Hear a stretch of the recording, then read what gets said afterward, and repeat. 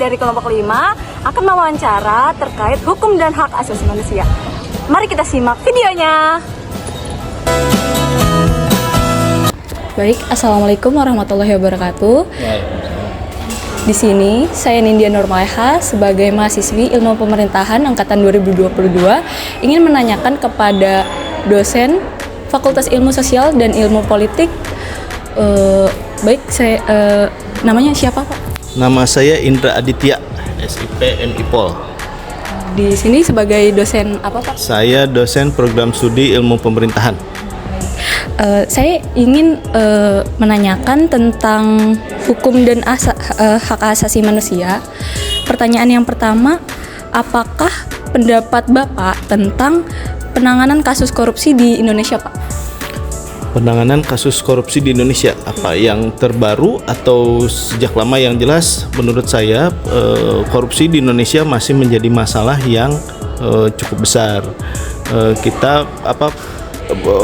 Progres pembangunan kita bisa terhambat karena korupsi masih banyak terjadi di segala sektor pembangunan. Nah, sampai saat ini kita masih melihat bahwa Komisi Pemberantasan Korupsi sebagai lembaga ad hoc yang dibentuk pemerintah untuk memberantas korupsi masih ada. Berarti itu tandanya korupsinya masih banyak, masih dianggap kedaruratan sehingga KPK-nya masih ada. Kalau misalnya dianggap korupsinya sudah bisa diberantas atau di tingkat yang tidak dianggap tidak darurat, maka pemberantasan korupsi nanti harusnya sudah bisa diserahkan ke lembaga seperti kejaksaan dan kepolisian. Jadi pertanyaan kedua aja. Pertanyaan terakhir nih, Pak, bagaimana pendapat Bapak juga tentang melihat upaya pemerintahan dalam melindungi hak asasi manusia, Pak? Perlindungan hak asasi manusia Indonesia di konstitusinya, di Undang-Undang Dasar 1945 itu memang sudah menekankan tentang perlindungan hak asasi manusia sebesar-besarnya, termasuk ya dengan menciptakan negara kesejahteraan. Dengan statement di Undang-Undang Dasar, di pembukaan Undang-Undang Dasar untuk melindungi seluruh tumpah darah Indonesia, itu artinya bahwa hak asasi manusia itu diberikan perlindungan. Walaupun memang pada prakteknya hak asasi manusia ini masih menjadi kebijakan pemerintah yang harus masih jadi agenda yang harus diselesaikan lah. Masih banyak kasus-kasus pelanggaran hak asasi manusia yang tetap terjadi. Ya, misalnya ya gitu, tapi ya itulah memang tantangan kita sebagai negara yang berupaya menyeimbangkan antara pembangunan dengan perlindungan hak asasi manusia. Tapi yang jelas itu perlu perbaikan yang mudah-mudahan makin kesini makin baik.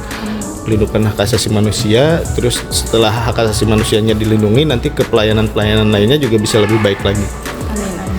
Baik, terima kasih Pak atas jawabannya. Perkenalkan, saya Putri Violina Venica, mahasiswa Universitas Lingga Perbangsa Karawang. Di sini saya ingin mewawancarai tentang hukum dan hak asasi manusia. Sebelumnya, boleh perkenalkan diri dulu, Pak? Bapak Alif. Bapak Alif. Alif. Alif. Baik, pertanyaannya, apa pendapat Bapak tentang penanganan kasus korupsi di Indonesia?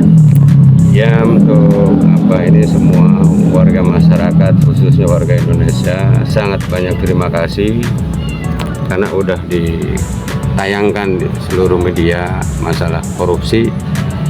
Ya, baiklah gitu. Itu aja. Berarti untuk kasus korupsi di Indonesia ini menurut Bapak penanganannya sudah cukup baik? Sudah baik. Ya. Itu aja. Terima kasih. Baik, sudah selesai, ya. Bapak. Terima kasih Bapak atas waktunya. Ya. Assalamualaikum warahmatullahi wabarakatuh. Perkenalkan nama saya Rizky Rahmadini dari Fakultas Ilmu Sosial dan Ilmu Politik. Saya berada di alun-alun. Saya ingin mewawancarai satu pedagang di alun-alun sini. Boleh perkenalkan namanya siapa? Nopianti.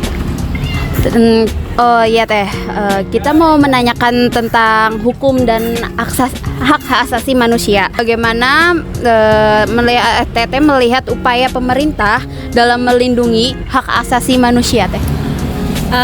Sekarang kan masih pemerintahan Jokowi ya. Kalau menurut saya itu masih dalam penanganan dia juga, masih proses dia juga untuk mencari salahnya siapa, yang benar siapa gitu. Mungkin Pak Jokowi juga sibuk untuk kegiatannya yang banyak itulah ya. Intinya mungkin masih dalam proses. Hukum itu kan nggak gampang ya, nyari tersangka atau yang bukan tersangka, terus yang benar yang salah kita kan nggak tahu juga ya. Intinya itu dari saya aja yang saya tahu ya.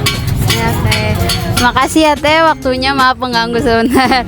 Oke, terima kasih. Bye.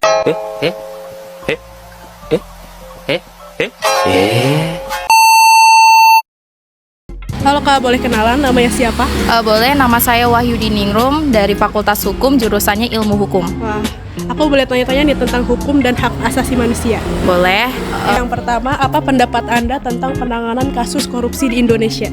Ya, kalau pendapat saya mengenai penanganan kasus korupsi di Indonesia ini, dalam upaya pemerintah ini harus dilaksanakan seperti sinkronisasi dalam peraturan undang-undang, adanya regulasi atau SDM dan digitalisasi dalam pemerintahan. Terus bagi mahasiswa ini harus mendukung penegakan hukum dalam masyarakat atau dalam publik, dan harus mendorong pelaporan kasus korupsi serta harus mengasih edukasi kepada masyarakat. Oke, selanjutnya bagaimana Anda melihat pemerintah dalam melindungi hak asasi manusia? Ya, yang saya ketahui dalam upaya pemerintahan melindungi hak asasi manusia ini dilakukan secara konkret seperti adanya peradilan HAM atau peradilan Komnas HAM, serta ada penanggulangi kasus-kasus korupsi ini dan diatasi oleh peradilan HAM. Terima kasih. Ya, sama-sama. Assalamualaikum warahmatullahi wabarakatuh. Saya Endah Kumala, mahasiswa PMM, dan di sini bersama saya salah satu narasumber kita yaitu. Halo, saya Dava Mahendra dari IKOM Angkatan 21. Di sini, ini Kak, ada dua pertanyaan nih. Yang pertama yaitu apa pendapat Kakak tentang penanganan kasus korupsi di Indonesia? Oke, untuk saya pribadi, menurut saya ya, penanganan kasus korupsi di Indonesia ini masih sangat sulit ya. Karena apa? Karena kita masih melihat jajaran-jajaran pemerintah itu juga masih sering melakukan praktek korupsi secara sadar maupun tidak sadar. Jadi terlebih ini juga menjadi budaya yang melekat ya di negara kita gitu loh. Tidak bisa, hal ini sebenarnya bisa dihilangkan, namun mungkin butuh proses yang panjang gitu loh. Jadi menurut saya tadi pemerintah itu cukup harus lebih bebenah lagi terhadap penanganan kasus korupsi. Dan ingat, hukum itu kan sekarang tajam ke bawah tumpul ke atas. Harusnya hukum itu ditegakkan secara rata, khususnya pada tindak pidana korupsi. Kurang lebih seperti itu. Yang terakhir nih Kak, pertanyaan kedua yaitu bagaimana Kakak melihat upaya pemerintah dalam melindungi hak asasi manusia? Untuk kasus HAM sebenarnya ini menjadi polemik ya. Kenapa? Karena tadi ada beberapa kasus HAM yang memang berjalannya itu untuk pengusutan kasusnya itu cukup lamban. Apalagi mengingat kasus-kasus di tahun 98 yang memang saat itu Pak Presiden Jokowi ingin membenahi seluruh kasus HAM yang terjadi gitu loh. Apalagi khususnya juga pada kasus Munir gitu. Kasus Munir juga sampai sekarang kita masih belum tahu keberlanjutannya seperti apa. Ditandai dengan apa? Dengan teman-teman aksi Kamisan yang masih sering bersuara, masih sering menghadap istana untuk menyuarakan di mana keadilan, di mana korban-korban yang hilang begitu. Jadi menurut saya untuk saat ini